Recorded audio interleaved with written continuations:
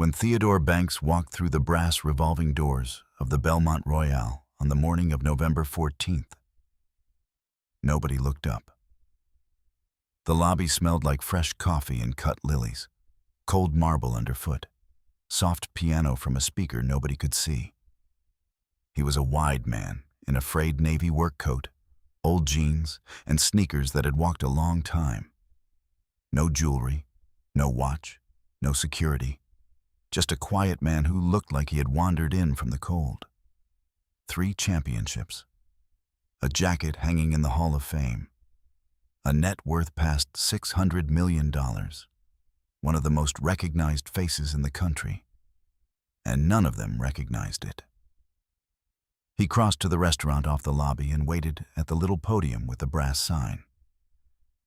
A waitress came around the corner with a coffee pot. Mid-40s, tired eyes, a name tag that read, Pruitt. She looked at the coat first, then the sneakers. Then she looked at him the way you look at a stain you have already decided is permanent. "Sir," she said, "I think you want the shelter 2 blocks down. We're not really set up for walk-ins like you here."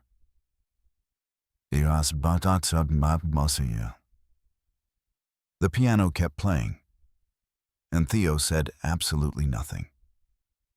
He just smiled a small smile, took off his coat, folded it carefully over his arm, and stood there with it the way a man stands holding something that matters. The coat was the first thing. He had walked in with it buttoned to the throat, and now, folded over his arm, the inside of the collar showed. Stitched there in white thread, faded almost gray. O. Banks. And beneath it, smaller in a different hand entirely. From L.P. P. He smoothed the collar flat with 2 fingers, the way you smooth a thing you have done 10,000 times. That was the first thing he noticed about the room. He noticed the rest.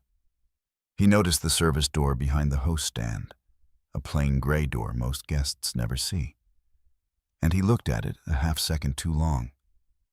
The way a man looks at a door he already knows leads to the laundry 2 floors down. He noticed the window table in the far corner, the small one. The one set for 2 that nobody ever sat at because the radiator beside it ran too hot. He looked at that table and something in his face went soft and far away. And then he heard it. Under the piano, under the clink of cups, a low rhythmic thump coming up through the floor. Thump, pause, thump. Industrial, mechanical. The sound of a commercial laundry drum turning somewhere below them. Most people would never hear it. He tilted his head an inch toward it, like a man hearing his own name in a crowd. He set one folded piece of paper on the podium ledge and turned it face down before anyone could read it. He noticed all of it. He said none of it. He just asked, very politely, if he could sit at the window table in the corner. Now here's the part that nobody in that dining room understood yet. The man in the old coat had not wandered in off the street. He had a reason to be standing in that exact lobby, in that exact city, on that exact gray Tuesday morning. He had been carrying that reason for 19 years, since the last time he stood in this building and could not afford to. What the waitress had no idea about was one single fact. A fact she would learn before her shift ended. A fact that would change the way she saw her own family, her own grandmother, and the coat she had just mocked. And trust me, you are not going to see this ending coming. When you understand who that coat belonged to, and who stitched those 2 faded letters into the collar, you will want to watch this whole thing again from the beginning. So stay with us for the whole video, because the secret in that coat is not really about Theo at all. It is about the woman who served him coffee. She just doesn't know it yet. Theodore Banks was born in a part of Atlanta the postcards never showed, in the spring of 1973, in a 3rd-floor walk-up with a window that did not open all the way. His mother worked nights and was rarely there. His father was a name on a birth certificate and not much more. The person who raised Theo, who fed him, corrected him, taught him every single thing he ever needed to know about being a man, was his grandmother, Odessa Banks. Odessa was a small woman, 5'2" in her shoes. She had hands that had been working since she was 12 and a back that had a permanent slight bend in it from the work. And for 31 years, 6 days a week, Odessa Banks cleaned rooms at a downtown hotel. She cleaned the Belmont Royale. She rode the bus an hour each way to push a cart of towels down carpeted halls that smelled like other people's vacations. She made beds for men who never looked at her. She scrubbed tubs for women who left their tips folded under lamps so they would not have to touch her hand. And every evening she came home, and she fed Theo, and she sat with him at the kitchen table. And she said the same thing so often it stopped being a sentence and became weather in that apartment. "Baby," she would say, "you measure a man by how he treats the people who can do nothing for him. Anybody can be sweet to a king. Watch what they do to the maid." "I said darn some son." She said it when he was 7. She said it when he was 14 and angry. She said it the week he left for college on a full scholarship, the first Banks ever to go. She had a coat she wore every winter of his childhood. A navy wool work coat, too big for her small frame, with frayed cuffs she refused to replace. He asked her once why she never bought a new one. She told him a young supervisor at the hotel had given it to her in the winter of 1971, her first year, when Odessa had ridden the bus through an ice storm in nothing but a sweater, because a coat was a thing she could not yet afford.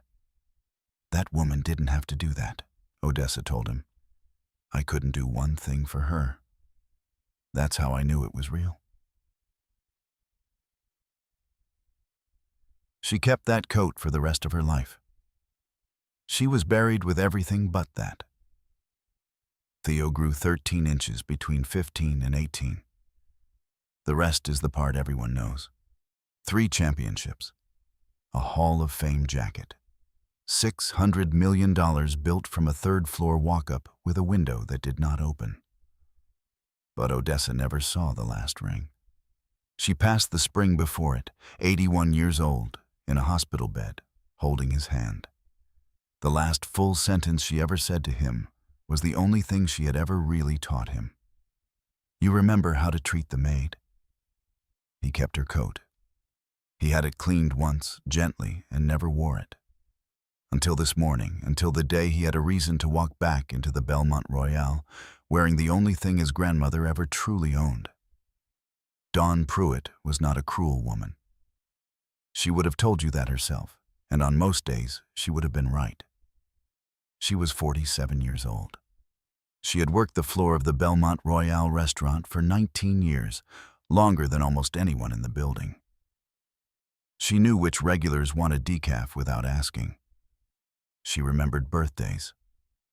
She had covered shifts for half the staff at one point or another and never once asked them to remember it. She was also one missed paycheck from losing everything. And she had been living in that particular kind of fear for a very long time. She had raised 2 kids, mostly alone. One was in community college now. And the tuition came out of her tips. Her car had a noise she could not afford to ask a mechanic about. And 3 weeks earlier, her mother, the only family she had left from the generation above her, had moved into a memory care facility that cost more per month than Dawn made. So Dawn worked. And Dawn worried. And Dawn had gone to bed the night before, staring at the water stain on her bedroom ceiling, doing the math the way broke people always do, the math that never comes out right no matter how many times you run it. And then, that very morning, before her shift, there had been a memo. A single sheet of paper taped beside the time clock. The Belmont chain had been sold. New ownership, effective immediately. A transition period, a review of staffing. Everyone who had worked a service floor for 19 years knew exactly what those words meant. They meant the people who cost the most were the people who would be cut. Dawn had clocked in that morning, genuinely afraid she was about to lose the only thing holding her family above water. So when a large man in a frayed coat and worn-out sneakers walked into her dining room, looking like trouble she did not have the energy for, something in her that was usually kind simply ran out. She did not see a person. She saw one more problem on a morning already too full of them. She said the words before she had fully decided to say them. The second they left her mouth, some quiet part of her knew they were ugly. She said them anyway. By 9:40 that morning, the dining room had begun to fill, and the difference in how the room ran was something you could feel. A young man named Eli Vance was working the floor with Dawn, 23 years old. A busser 2 months into a server's apron, still nervous, still learning. He had a kid brother he was raising the way Odessa had raised Theo, though nobody in that building knew it. When Dawn sat the man in the old coat at the radiator table and walked off without bringing water, Eli noticed. He filled a glass. He carried over a small basket of warm rolls without being asked. He set them down gently and said, "Take your time, sir. I've got you." "Thank you, young man," Theo said. He looked at Eli's name tag and held it in his memory, the way you hold a thing you intend to use later. At a small table near the lobby doors, a woman named Inez Carter had her tea. 74 years old. A retired school teacher who had taught 4th grade for 41 years and had her tea at the Belmont Royale every single morning at the same table, because her late husband used to bring her there. She saw everything from that table. She always did. She watched the man in the coat get passed over, and her mouth tightened. But she said nothing. Not yet. A party of 4 came in at 9:44, dressed for business, and within 3 minutes, Dawn was at their table, all warmth, refilling before they asked, laughing at a joke that was not funny. Theo watched her be kind to people who could do something for her. He did not look hurt. He looked like a man confirming the answer to a question he had already known. The restaurant manager, a thin man named Brad Hollis, drifted past Theo's table, glanced at the coat folded over the empty chair, and frowned. He leaned toward Dawn near the kitchen door. "That one paying?" he murmured. "Doubt it," Dawn said. "Then move him along after the coffee. We've got a reservation list." For a moment, it looked like it might end there. Eli stepped in and quietly said he'd take care of the table himself, and the manager shrugged and walked off, and the whole thing nearly dissolved into nothing. But Theo wasn't finished, and neither was the morning. It started with a teenager. A boy at the business table, maybe 15, dragged along by his father, had been half watching the man at the radiator window for a few minutes with a strange, growing tension in his face. Then he stood up so fast, his chair scraped. "Dad," his voice cracked across the room. "Dad, that's Big Theo Banks." The room did not go quiet all at once. It went quiet in waves. Forks slowed. A coffee cup stopped halfway to a mouth. The piano kept playing to a room that had stopped listening. A man 2 tables over pulled out his phone, looked at the screen, looked up, and went pale. Dawn was at the kitchen pass when she felt it. She turned, and her eyes found the man in the coat. And something moved behind her eyes that was not quite fear, and not quite shame, but lived uncomfortably close to both. She looked at the old coat. She looked at the sneakers. She looked at the face she had refused to see 20 minutes earlier. And now that she was finally looking, she saw it. Brad Hollis had gone the color of paper. He was already moving toward the table, smoothing his jacket, his mouth opening into the first syllable of an apology. But before you hear what Theo said, and he did say something, and it was not what anyone in that room expected. You need to feel the full weight of what came before it. You need to understand who that coat belonged to. You need to know what those two faded letters meant. Because the thing that happened next was not about a famous man being recognized. It was about a debt 40 years old, finally coming due. Nobody moved. Nobody spoke. The entire dining room held its breath. Theo did not stand. He did not raise his voice. He did the smallest possible thing. He turned over the piece of paper he had set face down on the table when he walked in, and he slid it to the center where the light caught it. It was a single page of a closing document. At the top, in plain type, were the words, Belmont Hospitality Group, Transfer of Ownership. And at the bottom, on a line above his printed name, was a signature in blue ink. Theodore A. Banks. The man in the frayed coat had not wandered into the Belmont Royale. He had bought it. He had bought the building and the 11 others in the chain, and the closing had finalized at 8:30 that morning, an hour before he walked through his own brass doors in his grandmother's coat to see how the people in his building treated a man who looked like he had nothing. Brad Hollis made a sound that was not a word. Theo finally looked up, and he did not look at the manager. He looked at Dawn, and the kindness in his face was so unexpected that it frightened her more than anger would have. "I'm not going to fire you," he said quietly. "I want you to hear that first, before anything else. You're not losing your job today. None of you are. That memo by the time clock was written by people who don't work here anymore." He let that sit. Somewhere a fork clinked against a plate and the sound was enormous. Then he turned to Eli, who was standing frozen with a coffee pot in his hand.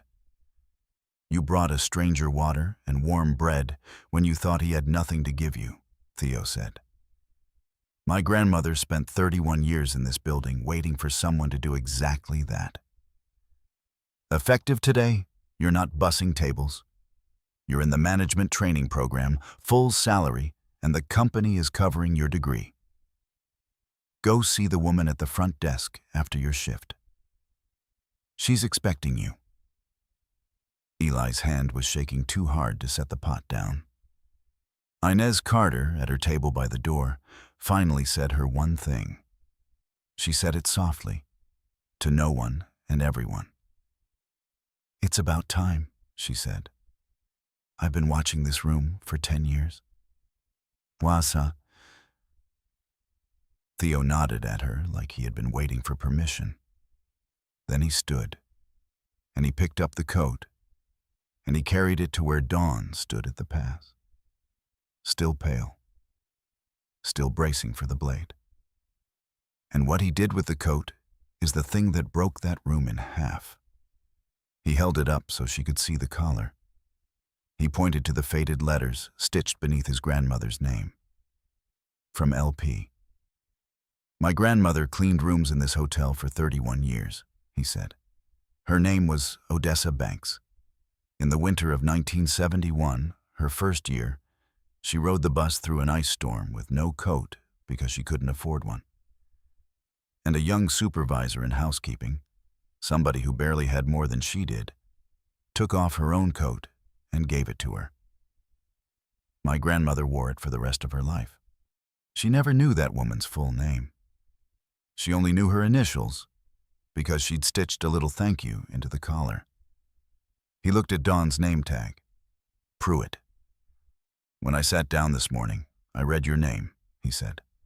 "And I thought about a story my grandmother told me about a kind woman named Loretta Pruitt. So before I left, I had someone pull the old housekeeping records from this building." He paused. Loretta Pruitt was the head of housekeeping at the Belmont Royale from 1968 to 1979. She had a daughter, and that daughter had a daughter. Dawn's hand went to her mouth. "Your grandmother once clothed mine," Theo said. The whole story of that coat, 40 winters, 2 women, 1 act of kindness given to someone who could do nothing in return, collapsed into 5 words and landed in the middle of that silent room. Dawn Pruitt started to cry the way people cry when something they had forgotten about themselves is handed back to them. She had grown up hearing about a grandmother she barely remembered, a hotel maid who never had much and gave things away anyway. She had spent that whole morning being a person that grandmother would not have recognized. And the man she had told to go to the shelter was the grandson of the one stranger her grandmother had ever saved. Theo folded the coat back over his arm. "You were scared this morning," he said. "I know what that math looks like at 2 in the morning. My grandmother did it for 31 years. Fear made you forget who you came from. I just thought somebody should remind you." He set a card on the table beside her, a direct line. "There's a community liaison role opening in this building. Someone who knows every regular by name, who remembers the birthdays, who's earned this floor for 19 years. I'd like that to be you. But that's a conversation for tomorrow. Today, just go home and call your mother." So, here is where everyone in that room ended up. A busser who brought water to a stranger became a manager. A retired teacher who watched a room for 10 years finally got to say it was about time. A frightened waitress, one bad morning away from becoming a person her grandmother would not know, was handed back her own family's name and offered the dignity her fear had nearly cost her. And a man worth $600 million walked into a building he owned, dressed as the boy he used to be, just to find out who deserved his grace before they knew he had any to give. Theodore Banks never told the room he was sorry, because he had nothing to be sorry for. And he never made Dawn beg, because his grandmother had taught him that the measure of a man is not what he does to the people who wronged him. It is what he does for the people who can do nothing for him. You measure a man by how he treats the people who can do nothing for him. Anybody can be sweet to a king. Watch what they do to the maid. Odessa Banks said it for 31 years. Her grandson finally lived it in front of a room full of strangers, in an old Navy coat on a gray Tuesday morning. He never forgot where he came from, and neither should you. So do this for me before you go. Drop a comment and tell us where in the world you're watching from, and tell us about one person who was kind to you when you had nothing to give them back. We read every single one. If this story moved you even a little, hit that like button, not for me, but for every Odessa who ever cleaned a room nobody thanked her for. Subscribe and join this family because we tell these stories every week and you belong here with us. And the next one is already waiting for you right on your screen. It might be the best one yet. We will see you there.